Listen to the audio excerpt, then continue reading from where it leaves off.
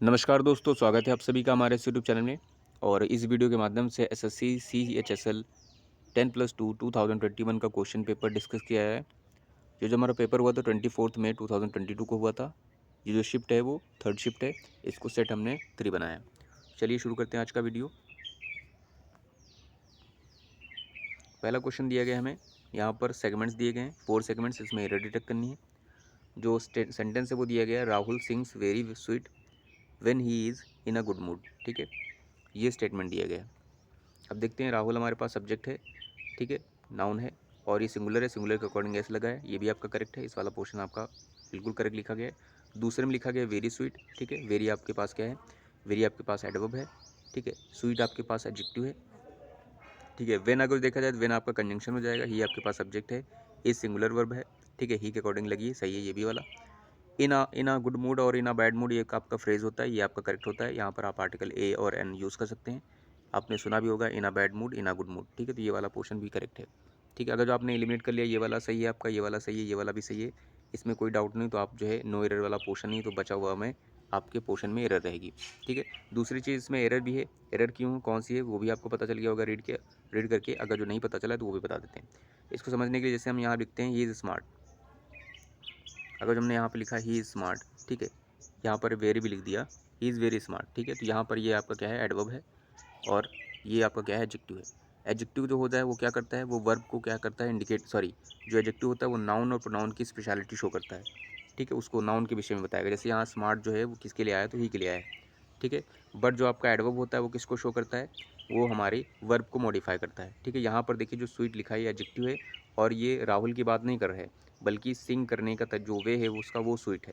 तो यहाँ पर एडजेक्टिव की नहीं बल्कि एडवर्ब की ज़रूरत थी, तो यहाँ पर आप एडवर्ब यूज़ करेंगे, स्वीट नहीं। करेक्ट ऑप्शन क्या हो जाएगा, फर्स्ट हो जाएगा। ठीक है, यहाँ स्वीटली आप लिख सकते हैं। नेक्स्ट क्वेश्चन नंबर 2 में दिया गया, हमें फिलअप बताना है। My grand father was a farmer and he dash 3 acres of land. पहला ऑप्शन है कल्टिवेटेड है, दूसरा है एडवांस्ड है, तीसरा है ग्रोन है, चौथा है कल्चर्ड है। ठीक है, कल्टिवेटेड का क्या मतलब होता है, फार्मिंग करना होता है। ठीक है, एडवांस्ड का मतलब अग्रिम होता है, ग्रोन का मतलब उगाना होता है, और कल्चर्ड का मतलब संस्कृत करना होता है, मतलब संस्कार वगैरह देना। ठीक है, अब देखिए यहाँ पर कल्टिवेटेड आपका हो सकता है, बिल्कुल हो जाएगा। यहाँ पर फार्मिंग करने का सेंस भी हो रहा है, फार्मर है भी, और एकड़ ऑफ लैंड्स है उनके पास। एडवांस्ड आपका नहीं होगा। ग्रोन आप डायरेक्टली रख नहीं पाएंगे क्योंकि ये वी थर्ड है। कल्चर आपका संस्कृत करना होता है, संस्कार देना होता है, तो ये भी आपका एलिमिनेट हो जाएगा। क्वेश्चन नंबर थर्ड में आते हैं। थर्ड में लिया गया इडियम का मीनिंग बताना है। इडियम जो है वो है लूज़ योर टच है। पहला ऑप्शन है doing someone a favour in hopes. ठीक है, ये होप्स लिखा था, that the favour will be return. दूसरा दिया गया to be passed from one person to another. तीसरे में दिया गया है not being as successful as previous. चौथे में दिया गया something being very difficult to find. ठीक है, ये जो आपका इडियम दिया गया इसका मतलब होता है to be, not to, sorry, option third है इसका, not being as successful as previous. ठीक है, मतलब पहले जो प्रयास थे उस तरह से नहीं सक्सेस मिलना। ठीक है, लूज़ योर टच। फोर्थ में आते हैं। फोर्थ में दिया गया हमें सेगमेंट्स बनाए गए हैं, आइडेंटिफाई करना है ग्रामेटिकल एरर। जो स्टेटमेंट दिया गया वो दिया गया है she had resign from the post before he apologised. देखिए क्या है, शी आपका क्या है, सब्जेक्ट है, सब्जेक्ट में प्रोनाउन है, हैड हेल्पिंग वर्ब है। जब भी आपके पास हैड आता है या हैव आया, हैज़ आया, आपको पता है वी थर्ड यूज़ होता है। यहाँ पर रिज़ाइन ही रखा गया, इसका मतलब आपकी एरर यहीं पर है। ठीक है, अब आगे आप चेक करें या ना चेक करें फिर भी बता देते हैं। फ्रॉम आपके पास प्रीपोजिशन है, द आपके पास डेफिनेट आर्टिकल है, पोस्ट आपके पास नाउन है, बिफोर कंजंक्शन है, ही आपके पास प्रोनाउन है। ठीक है, ये सब्जेक्ट कह सकते हैं, अपोलोजाइज्ड आपकी वर्ब है। नेक्स्ट आते हैं क्वेश्चन नंबर फिफ्थ में। फिफ्थ में दिया गया हमें सिनम बताना है, बैफलमेंट दिया गया वर्ड। ठीक है, पहला है कन्फ्यूजन, दूसरा है प्लेजर, तीसरा है क्लैरिटी, चौथा है क्लीनलीनेस। बैफलमेंट का मतलब होता है डमफाउंडेड होता है, एक तरह से कहते हैं चकरा जाना हिंदी में कहेंगे तो। ठीक है, पहला जो वर्ड था इसका सिनम भी बताना है। कन्फ्यूजन ये आपका मैच कर रहा है इससे, प्लेजर आपका मैच नहीं करेगा, इसका मतलब एक्साल्टेड होता है, ग्लीफुल होता है। ठीक है, क्लैरिटी आपकी स्पष्टता होती है, ये भी आपका नहीं होगा। क्लीनलीनेस आपकी स्वच्छता होती है, तो ये भी आपका एलिमिनेट हो जाएगा।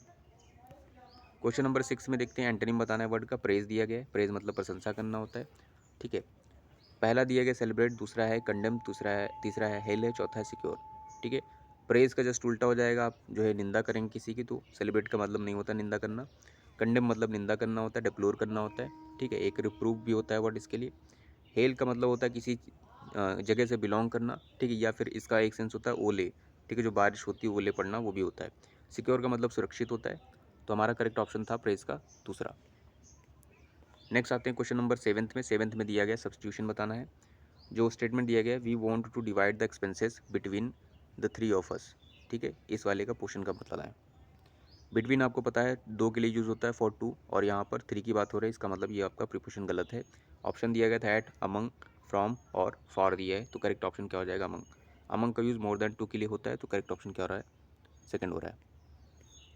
नेक्स्ट आते हैं क्वेश्चन नंबर 8 में। हमें मीनिंग बतानी है इडियम की। जो इडियम दिया गया है वो एट वंस एल्बो दिया गया। पहला है नेक्स्ट टू समवन, दूसरा है फार अवे, तीसरा है स्ट्रॉन्ग ग्रिप, चौथा है स्ट्रॉन्ग बॉन्ड, ठीक है।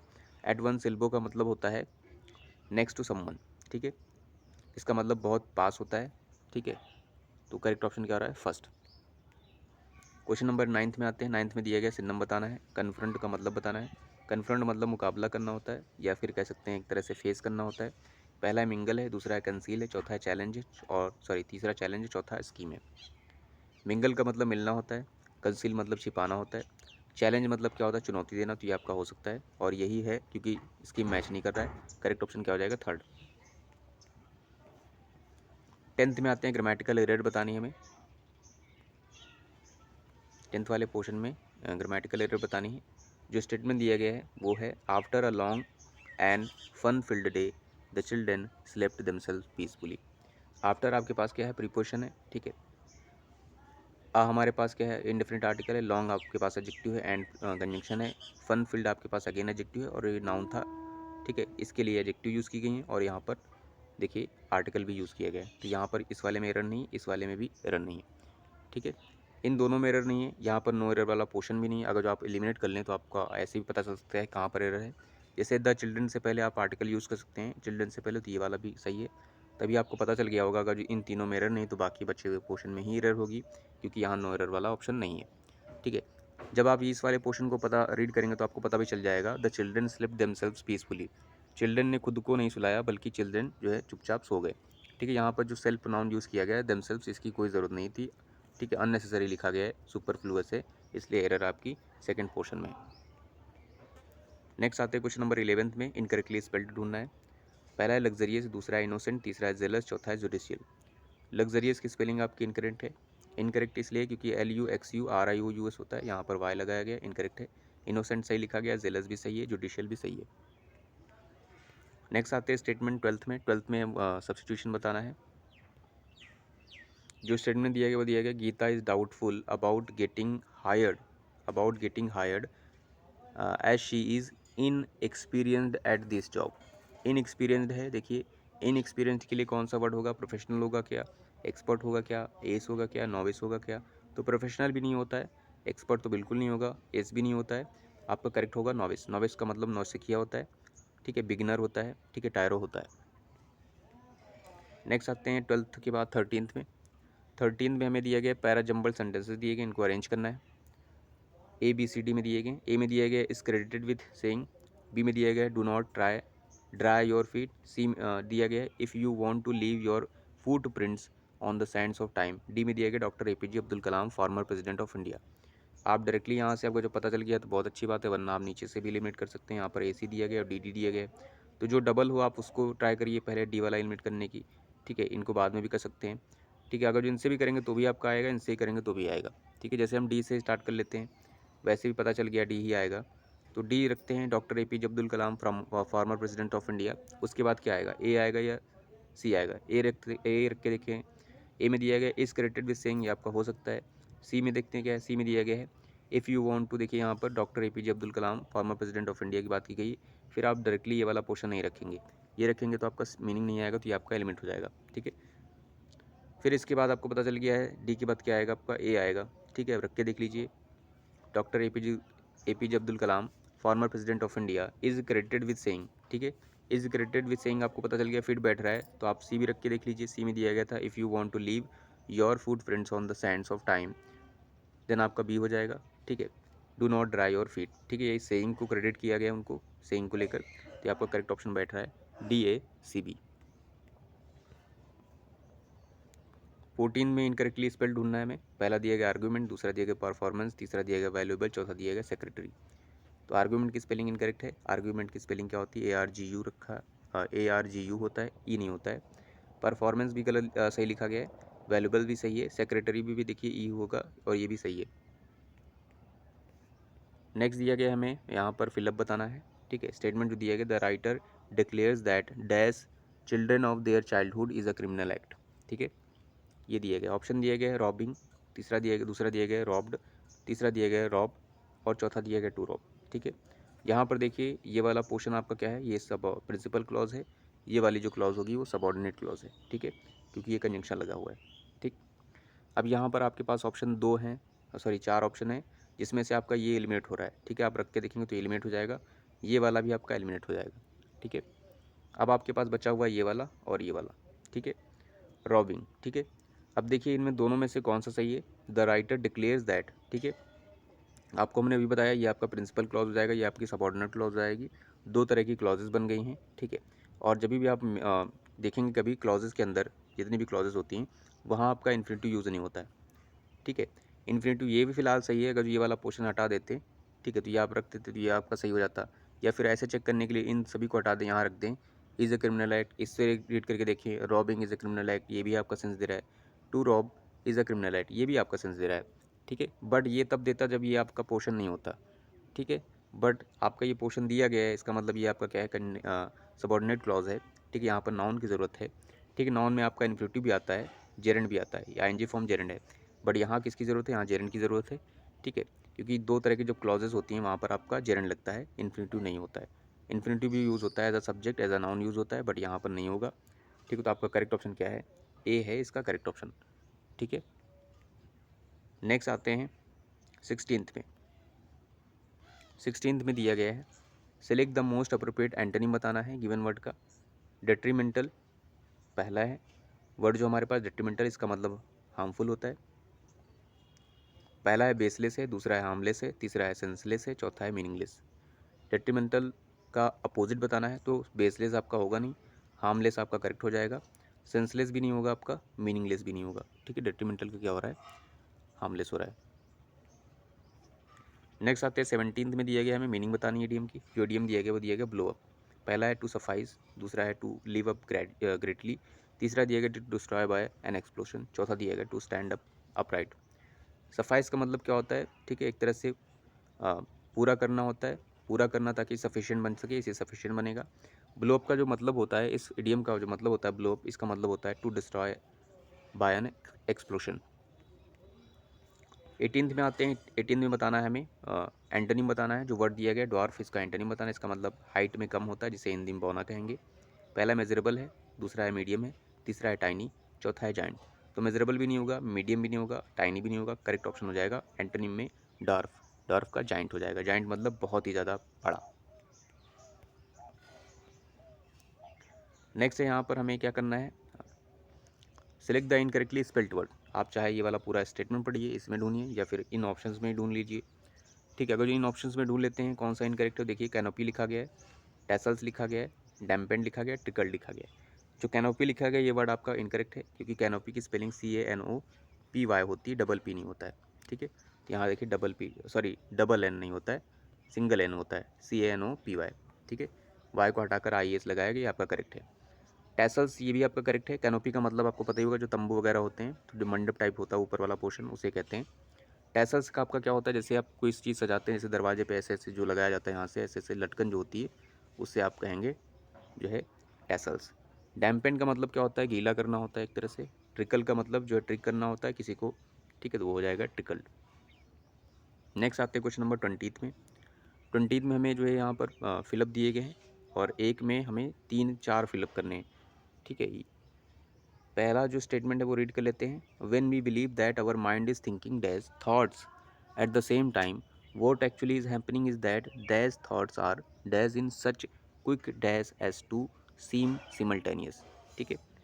पहले वाले पोर्शन में दिया गया होमोजीनस है, यहाँ पर भी चैलेंजिंग है, यहाँ पर मल्टीपल है, यहाँ पर यूनिफॉर्म है, ठीक है। पहले वाले पोर्शन में अगर जो आप रखेंगे, when we believe that our mind is thinking dash thoughts, homogeneous मतलब क्या होता है, एक समान होते हैं, ठीक है। होमोजेनस थॉट्स में भी हो सकता है, चैलेंजिंग थॉट्स में भी हो सकता है, मल्टीपल भी हो सकता है आपका, यूनिफॉर्म भी हो सकता है। सेकंड वाले पोर्शन में आते हैं, सेकंड वाले पोर्शन में क्या लिखा गया, मेजरेबल है, ठीक है। सेकंड वाला मतलब ये वाला है, ठीक है। Vote actually is happening is that dash thoughts. Measurable thoughts आप देखिए, मेजरेबल आपका एलिमिनेट हो जाएगा, मेजरेबल थाट्स आपका नहीं होगा। लिमिटेड थाट्स में भी आपको हो सकता है। मैरिएड थाट्स का मतलब क्या होता है, इनुमरेबल होता है, बहुत ही ज़्यादा असंख्य अनलिमिटेड थाट्स होते हैं। काउंटेबल आपका क्या हो जाएगा, गिनने वाले थॉट थी आपका, ये वाला आप एलिमिनेट कर सकते हैं क्योंकि इसका सेंस नहीं हो रहा है काउंटेबल से। अब आपके पास दो बचे हुए हैं, टू और थर्ड, ठीक है। अब टू थर्ड में थर्ड वाला चेक करें, जैसे यहाँ पर लिखा गया था what actually is happening is that dash thoughts are dash in such quick, ठीक है। थाट्स आर, ठीक है, इसमें लिखा गया है thoughts are fixed in such quick, ठीक है। और इसमें लिखा गया है थाट्स आर ऑल्टरनेटिंग, ठीक है, in such quick dash as to seem simultaneous. अब लास्ट वाला भी रख लेते हैं, जैसे यहाँ रखेंगे इसको फिक्स्ड रखें, ठीक है। That fixed thoughts are interruptions in such quick. देखिए इंटरप्शंस आप रखेंगे तो यहाँ पर सच क्विक भी रख रहे हैं तो आपका एलिमेंट हो रहा है। ये वाला पोर्शन आप एलिमिनेट कर देंगे, इसके बाद आपका बचेगा थर्ड वाला पोर्शन, आपका करेक्ट ऑप्शन हो जाएगा। अब हमारे पास पैसेज दिए गए हैं, आप पैसेज रीड कर लेते हैं। पैसेज में दिया गया है competition is a necessary prospects for dash individuals with peculiar qualities but only those who can dash their minds to work hard every day and prove themselves will be able to dash this arduous battle. It's a never-ending race to the finish line, and only those who put in the effort and dedications will make it to the end. The outcome of any exam does not dash on the last day. During your proper during your paper, your success is ensured with every morning that you put in your work. Students must be aware of the tough environment they are entering and prepare dash in order to improve their chances. अब आते हैं statement 21 number के लिए, one fill up. Competition is necessary prospects for dash, आपने reading कर लिया, आपको मतलब पता चल गया होगा क्या चल रहा है अंदर। Competition is a very prospects for dash individuals with peculiar qualities, ठीक है। यहाँ देखिए प्रीपोजिशन है, इससे भी हेल्प ले सकते हैं, इसका मतलब प्रीपोजिशन है तो यहाँ पर नाउन होगा, ठीक है। नाउन कौन कौन सा है आपका, डिस्टिंग्विश्ड, ये आपका पार्टिसिपल है, ये आपका एलिमेंट हो जाएगा। ये भी आपका ये आपका वर्ब है, ये भी आपका एलिमेंट हो रहा है। डिस्टिंग्विशिंग है और डिस्टिंग्विश भी है, तो ये वर्ब भी होती है, नाउन भी होता है, बट जो आपका करेक्ट हो जाएगा वो क्या होगा, आपका डिस्टिंग्विश हो जाएगा। डिस्टिंग्विश इसलिए करेक्ट हो जाएगा क्योंकि आपका जो है जेरेंट फॉर्म हो रहा है, और प्रीपोजिशन के बाद मोस्टली करके आपकी क्या आती है, जेरेंट फॉर्मेशन होती है, आईएनजी फॉर्म होती है वर्ब की, और विदाउट आईएनजी फॉर्म नहीं होती, तो आपका एलिमेंट हो रहा है। नेक्स्ट आते हैं 22 में आते हैं, डिस्टिंग्विशिंग हो गया था, ठीक है।